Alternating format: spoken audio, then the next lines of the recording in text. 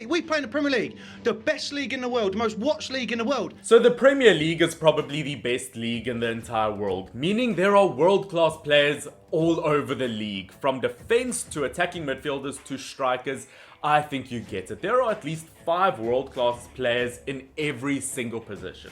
And that's why, ladies and gentlemen, in today's video, I'll be giving you my combined starting Premier League 11 with the bench, but there's a trick to it. I can only use one player per team, meaning I can only use one Liverpool player in this entire squad, one Manchester United player, one Sheffield United player. I think you get it. Only one player per club. But before I get into that, hey everyone, my name is Finn with your regular football content, and if that is something you like to see on a regular basis, please consider subscribing, as I am trying to hit 900 subscribers before the end of the month. I would really appreciate it. And of course, I do have to admit that I did get this video idea from HITC Sports. They did this a few weeks ago, but I will admit I haven't watched their video because I didn't want to be influenced into picking any of the players they picked for whatever reasons that they did. So you know what, this is totally my team, but it is their idea, so make sure to watch theirs. But of course, starting off my combined starting 11 and bench, player number 1 in the goalkeeper position is going to be Rui Patricio, the Portuguese goalkeeper who has been fantastic ever since he moved to Wolves from Sporting Lisbon 3 years ago. He is a great goalkeeper. Now, once again, he's not the best goalkeeper in the league. For instance, if I wanted to put Alisson from Liverpool, which I don't know if anyone considers him the best anymore after that Man City game, or if I pick any other goalkeeper, it means I can't choose any other players from that team. So you know what? Wolves, I think Rui Patricio is a great goalkeeper. He's won 2 trophies. His national team with Portugal obviously has been a rock solid goalkeeper for 3 years in the Premier League. The only problem he has is low driven balls into the corner, but other than that, not a bad way to start off this team, and that is my Wolves player done. Now moving on to defense, right back I'm going to go for Hector Bellerin. Now once again, trying to build one of the best teams in the world here. Starting off with an Arsenal defender is a bit tricky, but you know what, I will roll with it. Now, Hector Bellerin, I have been very impressed with. Over the last year or two, he's really struggled with injuries, but so far this season, he has been Arsenal's creative outlet. Arsenal have really struggled in terms of creative play, and Hector Bellerin, the ex-Barcelona Spanish right back, has been excellent when it comes to his forward play and his modern day fullback style of play, really getting up forward and giving way more chances to that Arsenal attack. So you know what, that is my right back done, that is Arsenal done. First centre back, I have gone for Kurt Zouma, obviously the Chelsea centre back. Now lots of people will look and wonder, how could you put Kurt Zouma over Thiago Silva? Well, to an extent, I am basing this on current form. If this was throughout their entire career, I would go for Thiago Silva, as Thiago Silva has just been in the footballing game forever. He's like the Morgan Freeman of the footballing world.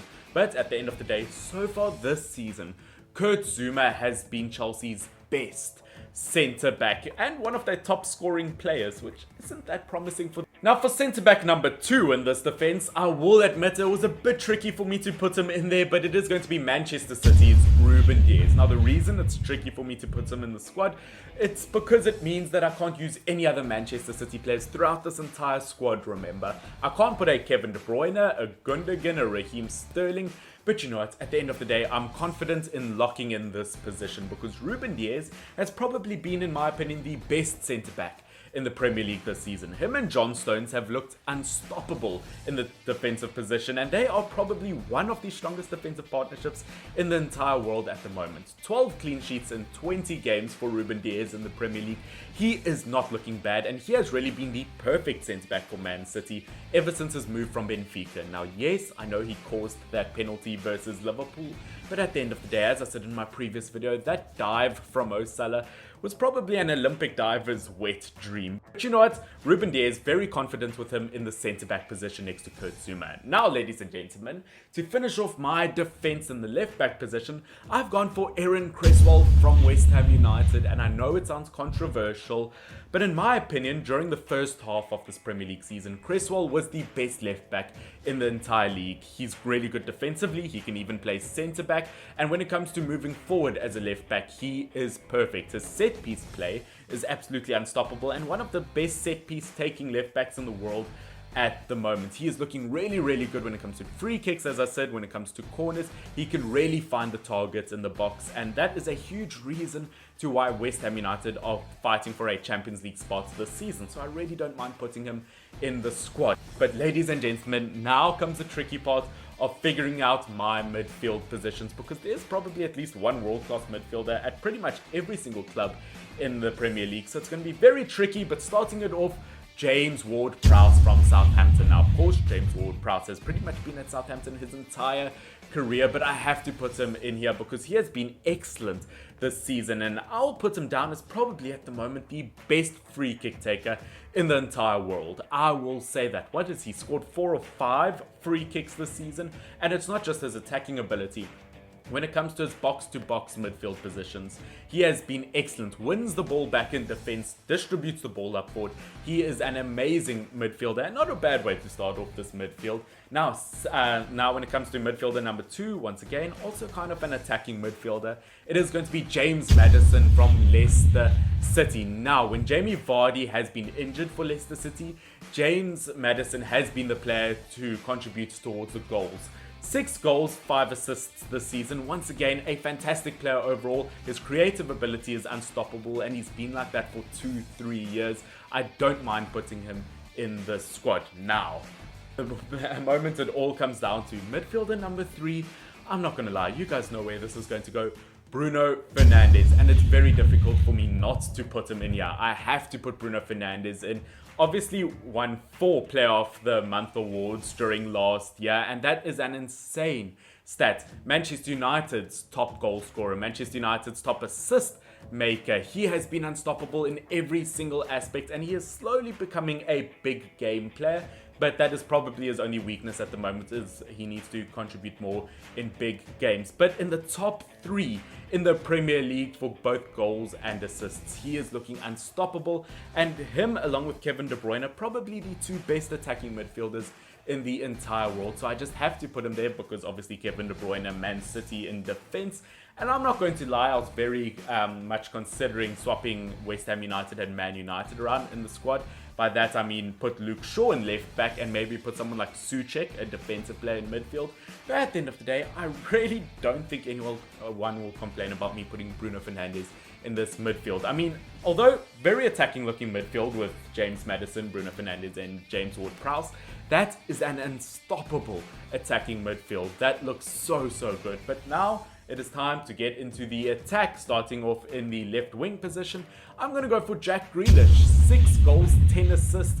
One of the best players in my opinion. One of the most naturally gifted players in the Premier League. He is one of those players that when you watch him, he produces magic in every single game. The Aston Villa captain, Captain Jack Sparrow, is absolutely unstoppable, and I would really love to see him in a team with players like Maddison, Bruno Fernandes. It would be unstoppable to see those players link up. Now getting to the striker position, I have to go for Harry Kane, Tottenham Hotspurs. Now when it comes to Tottenham Hotspurs, I was probably either going to pick Hugo Lloris, Heung-min Son, Harry Kane, and I have gone for Harry Kane because once again, one of the most underrated strikers in the entire world. The first player to get 10 goals this Premier League season. The first player to get 10 assists this Premier League season.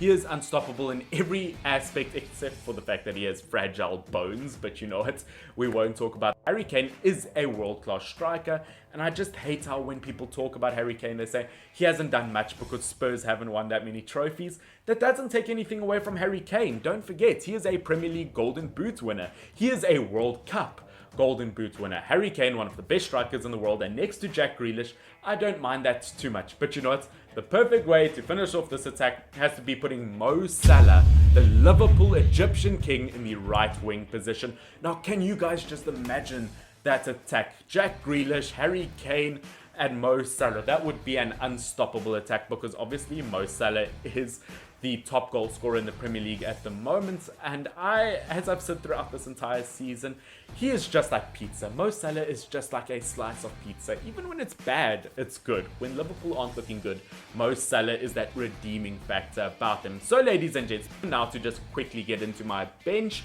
So of course, you can probably see the starting 11 on the side of the screen. But getting into my bench, just some obviously substitutes players. I've got Ramsdale from Sheffield United. I've got Calvert-Lewin, who would not be a bad attacking substitute option by any means. Even if you could get him and Kane up front together, that would be unstoppable. I've then got Pereira from West Brom. I've got Wilfred Zaha. He can either play as a winger or a striker from Crystal Palace. Tarkowski, obviously I had to choose a defender from Burnley as that is their strongest point. I've then got Lewis from Newcastle United, an up-and-coming promising youngster. I've then got the likes of Phillips, obviously an up-and-coming kind of youngster from Leeds United. He's been spoken about a lot in terms of his work rate in that midfield position for Leeds United, and even in the Championship got call-ups to the England national team. So, you know, it's not bad at all.